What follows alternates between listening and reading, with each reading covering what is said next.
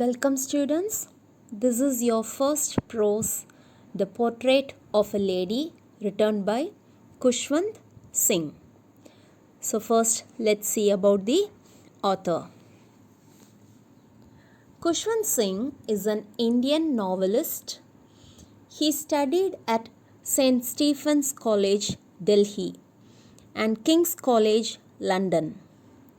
He practiced law at the Lahore High Court for several years before joining the Indian Ministry of External Affairs in 1947. He began his career as a journalist with the All India Radio in 1951. He served as the editor of several literary and news magazines as well as 2 newspapers. He was a member of the Rajya Sabha from 1980 to 1986. Khushwant Singh was awarded with Padma Bhushan in 1974, Padma Vibhushan by the Government of India and Sahitya Akademi Fellowship by Sahitya Akademi of India. The Mark of Vishnu, A History of Sikhs, The Train to Pakistan, Success Mantra, We Indians and Death at My Doorstep are some of his brilliant works. In this story, the author draws a pen portrait of his grandmother. The story is a loving tribute from a grandson to his grandmother. This story brings out the bond between the author and his loving grandmother. The author remembers his grandmother and grandfather. The author recalls his grandmother as a very old lady. For the 20 years that the author had known his grandmother, he had found her old and wrinkled. It was hard for him to believe that she had once been young and pretty, and she had a husband. Khushwant Singh's grandfather's portrait hung above the mantelpiece in the drawing room. What is mantelpiece? A shelf projecting from the wall above a fireplace. So this is the mantelpiece. In that portrait, his grandfather wore a big turban. His clothes were loose. He looked at least 100 years old. By seeing his portrait, no one could imagine him in his youth with his wife and children. The thought of the grandmother being young and pretty was almost revolting, that is disgusting. The author couldn't imagine his grandma as a young lady. She often told him the games she used to play as child that seemed quite absurd, that is ridiculous, on her part. Now let's see the looks of his grandma. She was short, fat, and slightly bent. Her face was a crisscross of wrinkles. Her silvery white locks, that is hair, her silvery white locks were scattered over her puckered face, that is wrinkled face. She stayed at the same age for 20 years, that is, she looked the same for 20 years. The author remembered her hobbling. Hobbling is walking unsteadily around the house in spotless white clothes, with one hand resting on her waist to balance her stoop. Stoop is bend, and the other hand busy counting the beads of her rosary. Her lips constantly moved in inaudible prayers. To the author, she could never have been pretty, but she always looked beautiful. She was like the winter landscape in the mountains, an expanse of pure white serenity. Expanse is widespread. When the author was a little child, his parents left him in the village with his grandmother and went to live in the city. In the village, his grandmother took care of all his needs. She used to wake him up in the morning and get him ready for school. She said her morning prayers in a monotonous, that is unchanging and boring, a monotonous sing-song manner while she bathed and dressed him in the hope that her grandson would learn them by heart. The author listened to the prayers because he loved her voice, but never bothered to learn them. She was very religious. The author shared a very close bond with his grandmother. They became very close friends. Then she would fetch his wooden slate, which she had already washed, and plastered it with yellow chalk. She would take an earthen ink pot and a red pen and tie them in a bundle and hand it to the author.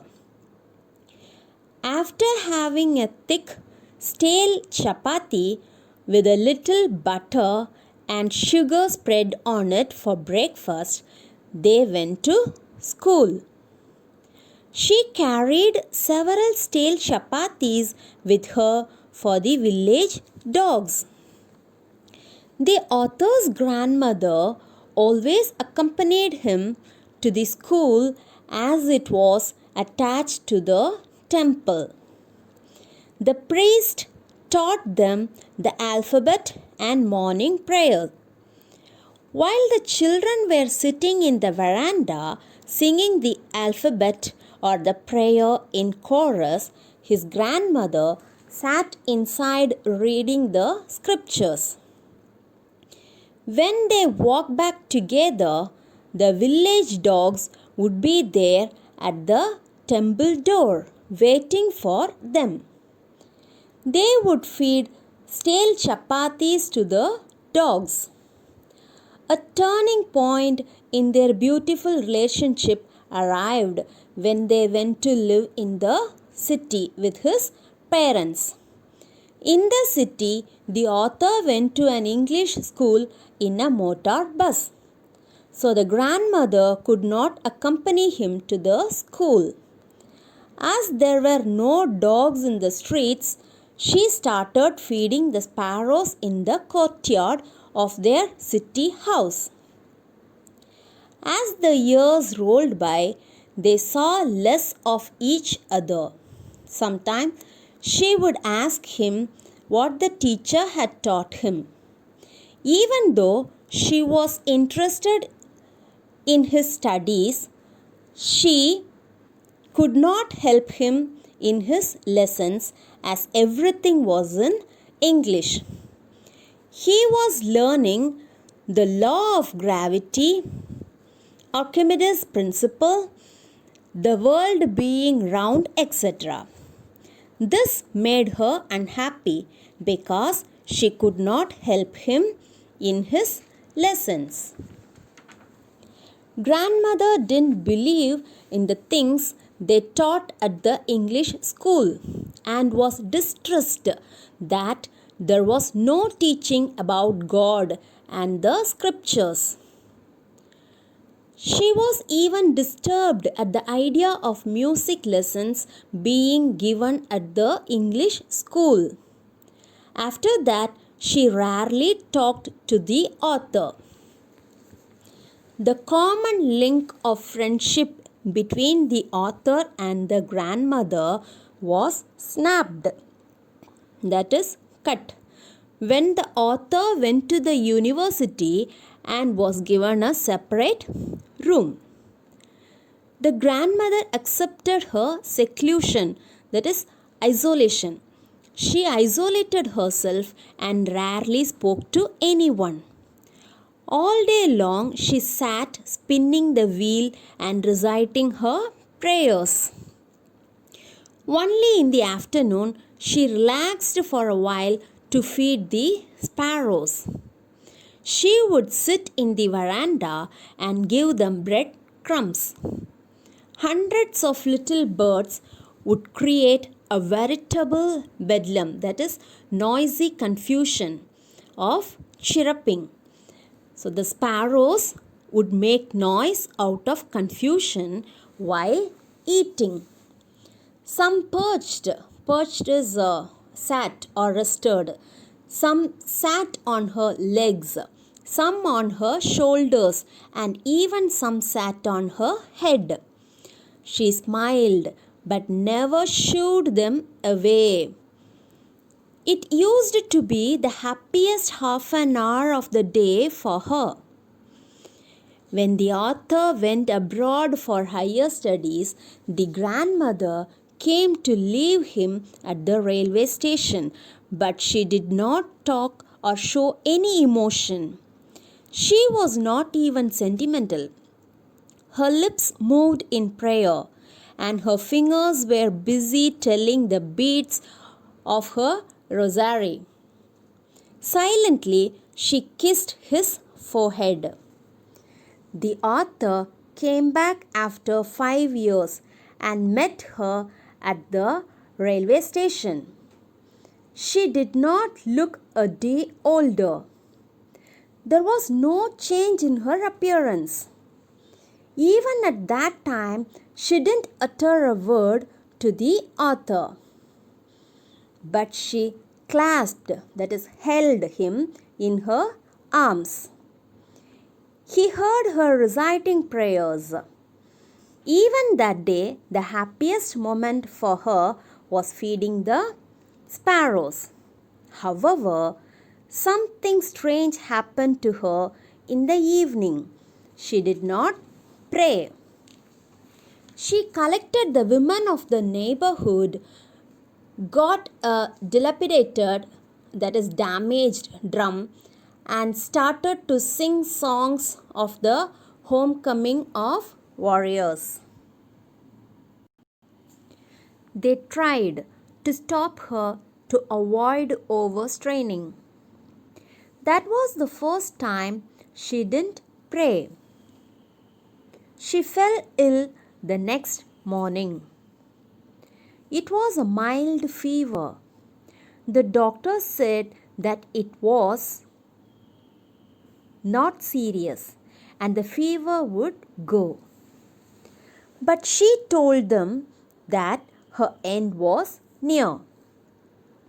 She said that she didn't want to waste her time talking to them. Instead, she wanted to pray in her last moments.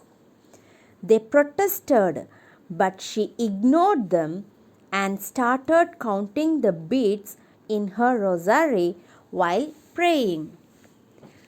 After a short while, the author noticed that his grandmother's lips stopped moving and the rosary fell from her lifeless fingers.